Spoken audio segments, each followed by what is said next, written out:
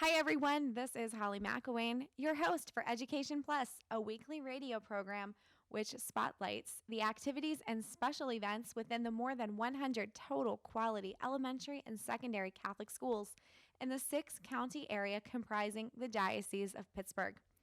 This show is sponsored by the Centimar Corporation, offering comprehensive roofing solutions. Yes, welcome to another edition of Education Plus. Today's show, we will open with an interview with our special guest, Jordan Sonnet, one of our seminarians here at St. Paul Seminary in the Diocese of Pittsburgh. Our topic for today is vocations, and let's meet Jordan. Hi, Jordan. Welcome. Thanks for having me here. Oh, Jordan, you're welcome. It's good to have you. I see you around St. Paul Seminary from time to time, and I've had the pleasure of having lunch with you once or twice. But Jordan, I'm really curious about your experience here at St. Paul's. What has been the highlight of your time here? I mean, St. Paul's has been great this whole year. I think the first thing that comes to mind is just the community. There's awesome structure to our day as far as the liturgy of the hours, morning and evening prayer and mass. And there's just great guys that we live with. There's 15 of us here, and we do pretty much everything together. And that's something I didn't have before coming in here. It's something that I've never really had before this much community.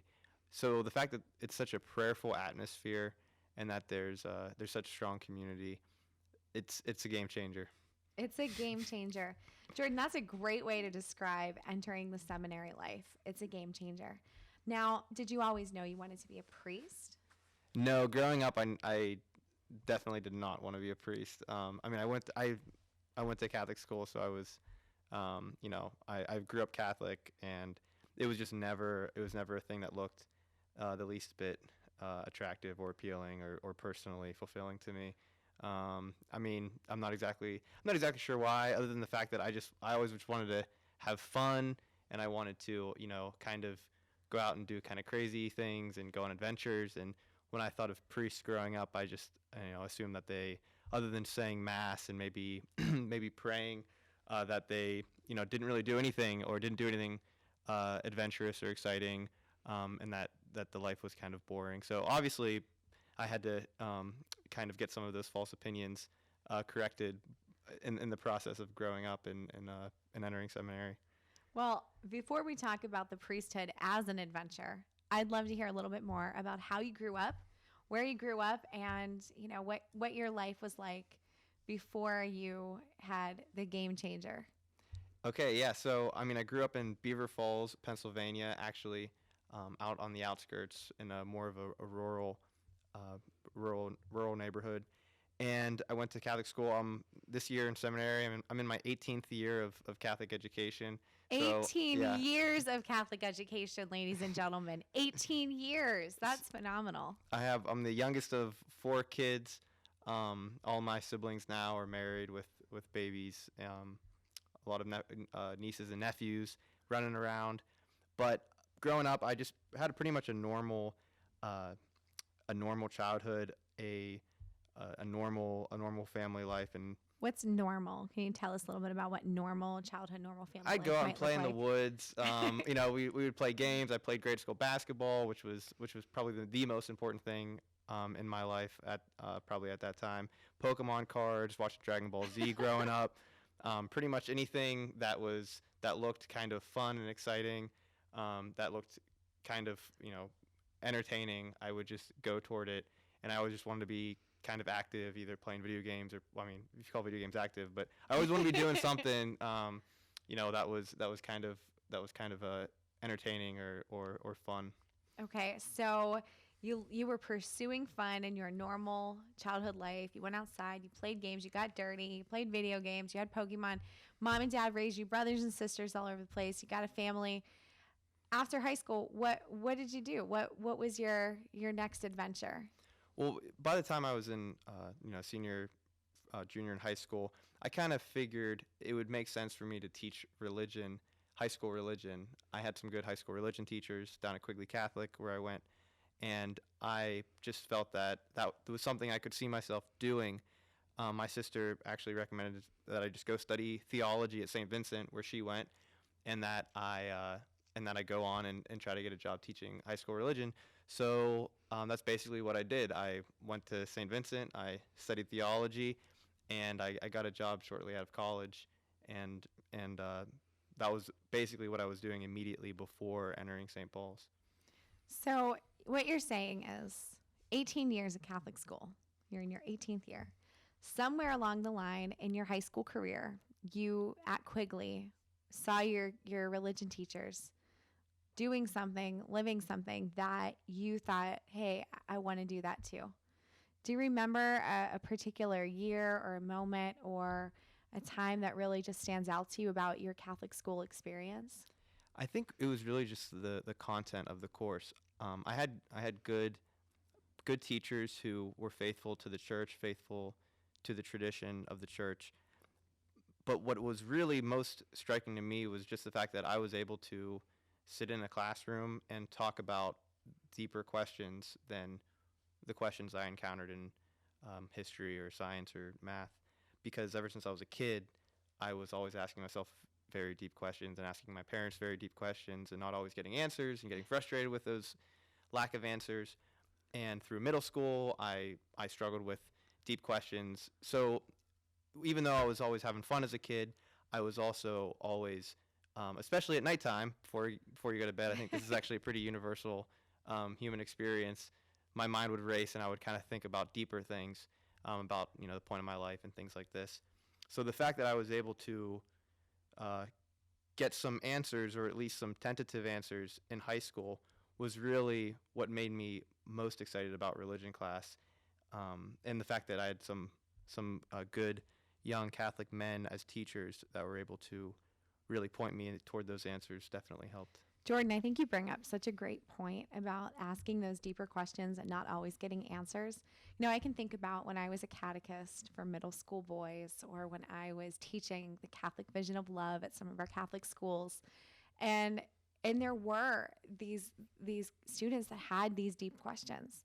And sometimes I had to catch myself and think to myself, they are allowed to ask these questions. They should quest. They should want to know more. This is the age of questioning. Middle childhood is the age of questioning.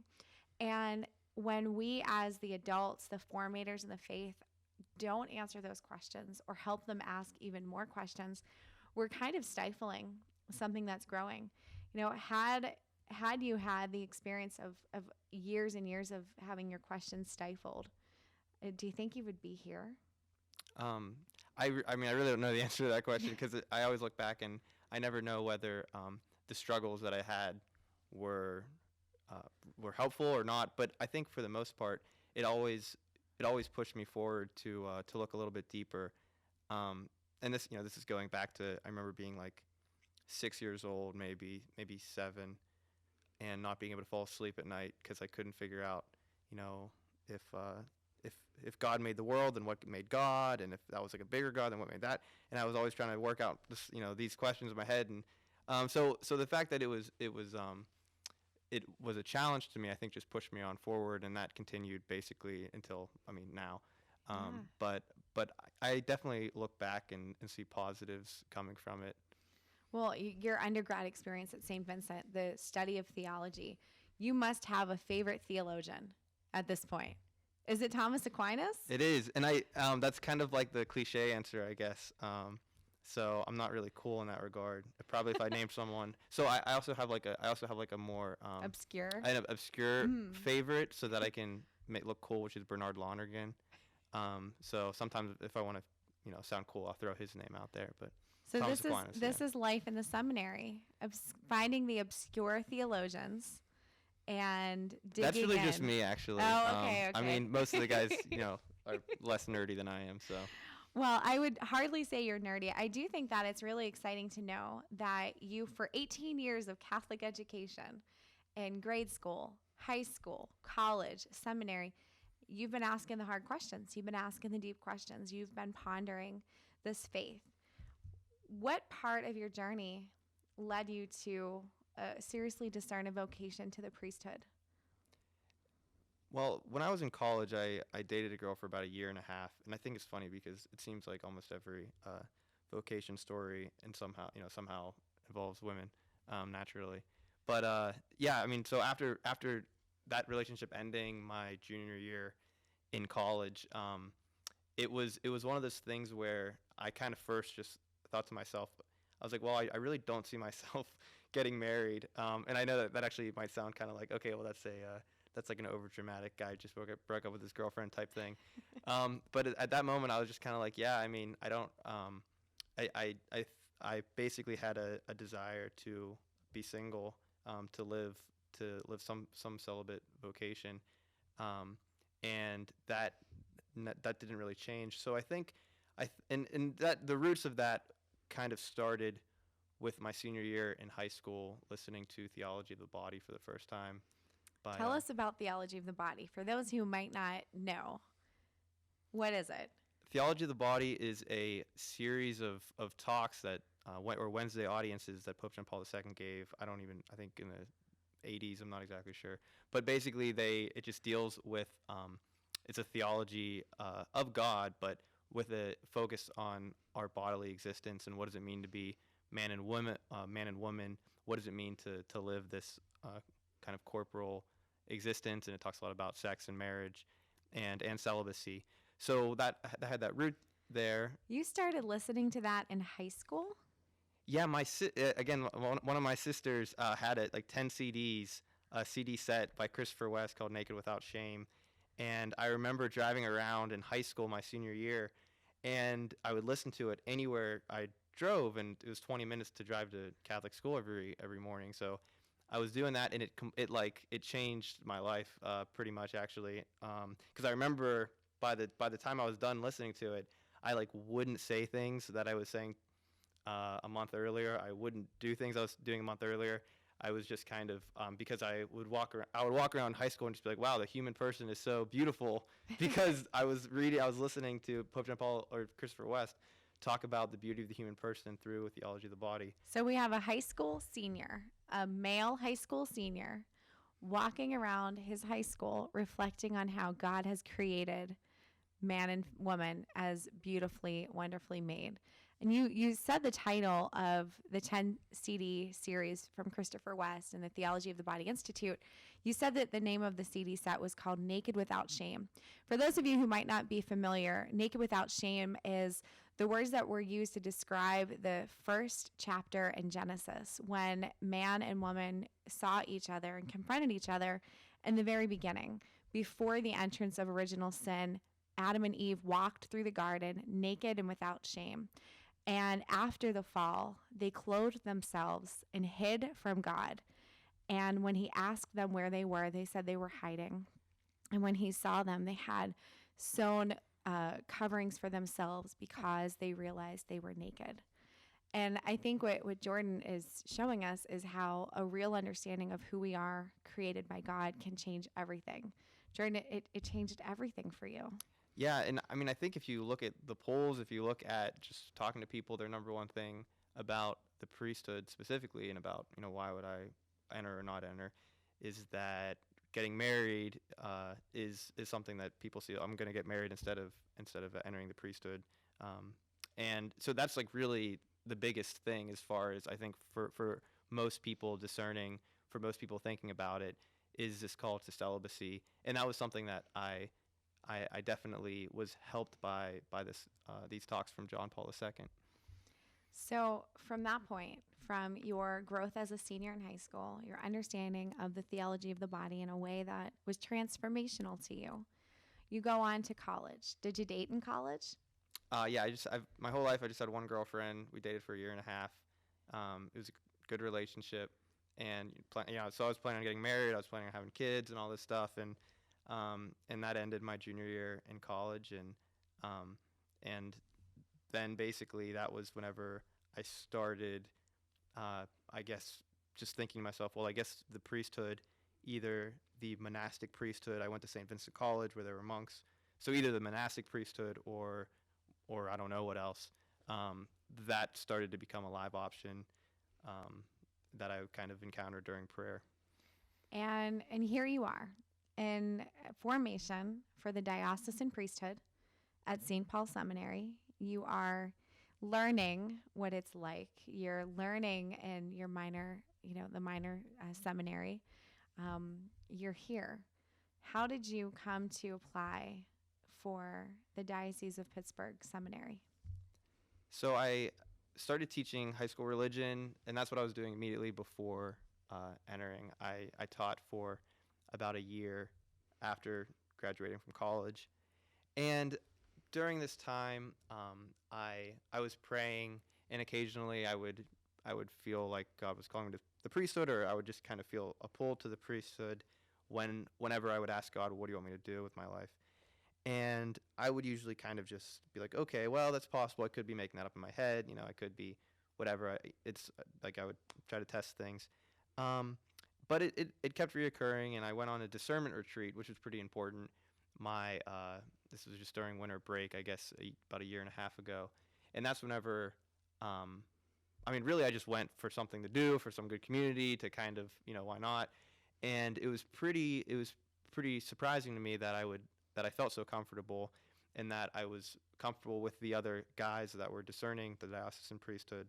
So that's whenever the diocesan priesthood probably really felt like it would be maybe what was best for me. And then I went back to teaching, and I still was thinking, what, maybe 5 years from now, maybe 10 years from now, maybe I'll think about that. But I want to teach. My whole life I wanted to be a teacher. So I figured I'd be doing that for a while. But then basically I had a friend who's currently in seminary with me. He came to talk to my students, and we ended up staying. He ended up staying afterward to talk to me about seminary, and I was asking him how it was going. And pretty much through a conversation, we both kind of came to the conclusion that, yeah, I should just do it. I should apply. I had enough kind of assurance from God. I had enough of an experience in prayer with God, and it made sense. So if I was going to do it, it seemed like now would be the time. So I applied, and that fall I entered. Jordan, what has surprised you the most about your time at St. Paul Seminary? People ask me this question, and I feel like I actually knew what I was coming into from talking to people for the most part. The most surprising thing I would say is just how prayerful of an atmosphere everything is, and how awesome our rector and vice rector are, Father Brian Welding and Father Nick Vaskov. Basically, they've just led us throughout the year toward a more prayerful house and toward a more studious house just overall. So I really haven't encountered, like big stumbling blocks along the way. Everything externally has been really, really ideal for forming me as a man, and potentially for the priesthood. That's fantastic, Jordan. Okay, what's next? It's the end of the semester for you. You're just about finished. What's the summer holding? I'm not exactly sure right now, but I'm hoping I might go back to my home parish. I'll probably, in some capacity, to go back to my home parish and work with Father Kim Schreck at St. Monica's parish in some capacity. I'm not sure, but I'm really excited for that. Obviously, I haven't had much experience in parish life, just from teaching and from being in college, but I'm sure I'll learn a lot this summer and get a lot out of it. That's great. Well, Jordan, thank you so much for sharing so much of your story here. You mentioned that you attended a retreat over the winter break the year before you joined. What was this retreat? Was it something that other people might have access to if they might know a young man who could potentially discern a vocation like this? Definitely. It's a college and post-college age retreat, and it occurred I don't know how long it's been going on, but every Christmas, during Christmas break, not on Christmas, but during Christmas break, they have this retreat, and it was really great. Very, very good talks and very formative. And yeah, they have it every year. So it's really something that, any potential seminarian could go on, or anyone that was just like me, that was just kind of curious. So they might have access to that through Father Joe Freedy. He's the Director of Vocations for the Diocese of Pittsburgh. And he has a website called pittsburghpriest.com. And throughout the school year, Father Joe hosts a series of retreats and experiences for young men in middle school and high school and college who are just thinking about what it means to be a man and a Catholic man. And if you want more information on that, go ahead and look us up for the Diocese of Pittsburgh, pittsburghpriest.com. And I want to thank you, Jordan, for offering your life to the church. And we hope that as people listen to this broadcast, they might remember to pray for priests and pray for vocations and pray for seminarians, and hopefully be praying for you as you move forward through the next couple years. You're in year 18 of Catholic schools. I want to thank you all for listening to Education Plus, a program which is made possible in part by support from the Centimark Corporation, KQV Radio, and Steel Seals Incorporated. And if you would like to learn more about the Catholic schools in the Diocese of Pittsburgh, or are a business that would like to give a tax credit donation, please phone 412-456-3090 or fax 412-456-3098. Catholic schools, where great beginnings last a lifetime. This is Holly McElwain. Please join Dr. Ron Bowes next time for Education Plus.